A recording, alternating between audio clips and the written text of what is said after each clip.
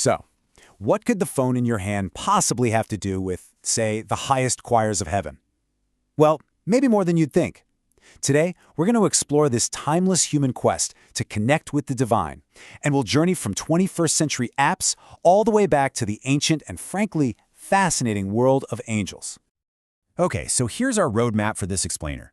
We're going to start with something we all know, digital tools for faith. And then we're going to jump way back in time to decode this whole idea of divine messengers.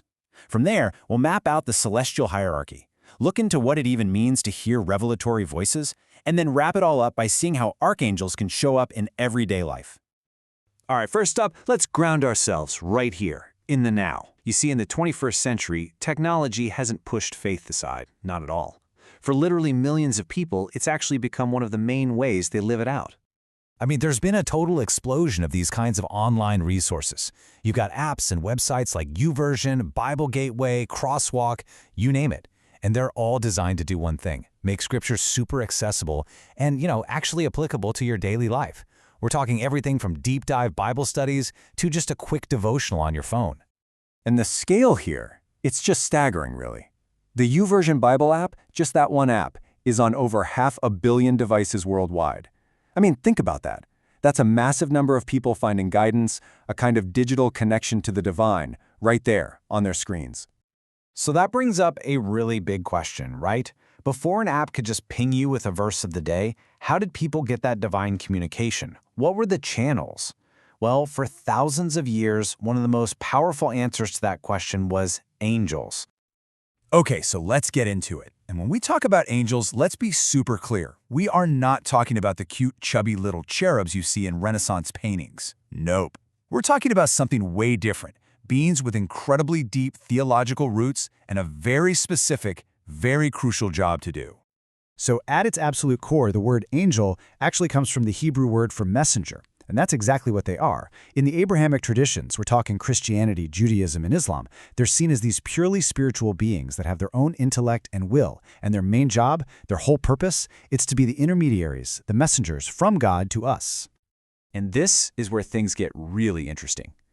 There's this kind of paradox that scholar Michael D. Hurley points out. Even though angels have been absolutely central figures in major world religions for centuries, modern theology has kind of ignored them, or at least trivialized them. After the Enlightenment, there was this huge push for pure reason to demythologize faith, and a lot of the time angels got flattened into just symbols, instead of the complex beings they were always thought to be. So let's build on that, because we're not just talking about a bunch of individual messengers flying around. No, there's a whole system, a vast, intricate architecture to the angelic world. It's called the celestial hierarchy. Now, the person who really drew the map for this angelic world, the most influential one anyway, was a 5th century theologian we call Pseudo-Dionysius. And look, he wasn't the first person to talk about angelic ranks, but his work, called the celestial hierarchy, laid out this incredibly detailed 9-level structure that basically shaped Christian thinking on angels for centuries to come. So here's how it all breaks down. Pseudo-Dionysius basically organized these 9 choirs of angels into 3 main groups, or triads. You have the first triad, the ones closest to God. That's your seraphim, cherubim, and thrones. Then you've got the middle triad, who are kind of like cosmic managers or governors. And finally, there's the last triad, and this is the one that interacts most directly with us humans, the principalities, the archangels, and the regular old angels. And right there, in that last group, we find the names that are probably the most familiar to all of us, the archangels. You've got Michael. His name is actually a question, who is like God? And he's known as the Great Protector. Then there's Gabriel, God is my strength, the famous messenger from the Christmas story. And finally, Raphael, whose name means God has healed, who shows up as a healer and a guide. Okay, so we've talked a lot about the messengers, but what about the actual message? I mean, how is a divine voice, heard? How is it experienced? This is a really profound question, one that cuts across all of history and a ton of different belief systems. The experience of hearing a voice when nobody is physically there, it's easy to think of that as just a modern clinical thing. But it's so much bigger than that. It's a really powerful part of the human story.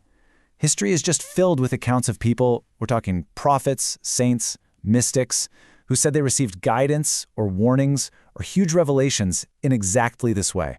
So today, we tend to look at this whole experience through two very different lenses. On one hand, you have the theological perspective. It sees this as a potential form of divine communication, right? A transformative encounter that needs to be interpreted. On the other hand, you have the scientific perspective, which often frames it as an auditory verbal hallucination, or AVH, a phenomenon that has psychological and neurobiological roots. And look, the goal here isn't to say one is right and one is wrong, but just to understand that there are different, perfectly valid frameworks for thinking about this really powerful experience. All right, so we've been talking about some pretty big ideas here. Celestial hierarchies, revelatory voices. So let's bring all of this back down to earth for a minute. How does any of this actually show up in a person's real, day-to-day life? Well, the life of St. Elizabeth Ann Seton is actually a perfect case study for this. Her connection to the archangels wasn't just this one-time thing. It changed and evolved throughout her life. So, early on, as a new convert, she was teaching her kids all about St. Michael, the protector. Then, during her years as a mother, she often turned to St. Gabriel, who's linked with childbirth. And then later in her life, as she dealt with illness and stress, she looked to St. Raphael, the healer, for strength. And you can really feel how personal this connection was in this quote from her, written just a few years before she died. She talks about St. Raphael's day as being this major turning point for her, a moment that changed how she dealt with her own sadness. It just shows this deeply personal reliance she had on a specific angelic patron to get her through tough times. And what's really fascinating is that for a lot of believers, these roles aren't just ancient history. They feel totally active and contemporary. St. Michael is seen as the patron of soldiers and police officers. St. Gabriel is the patron for messengers and people in communications. St. Raphael is the patron for travelers and healthcare workers. I mean, these ancient figures are seen as having very modern jobs, in a way. And so, here we are, kind of coming full circle. We started with a glowing app on a screen and traveled all the way to the celestial choirs imagined by a 5th century mystic. But when you get right down to it, what we're really looking at are just different tools for the exact same timeless human quest, that deep desire to connect with and understand the divine. Which kind of leaves us with one last thing to chew on.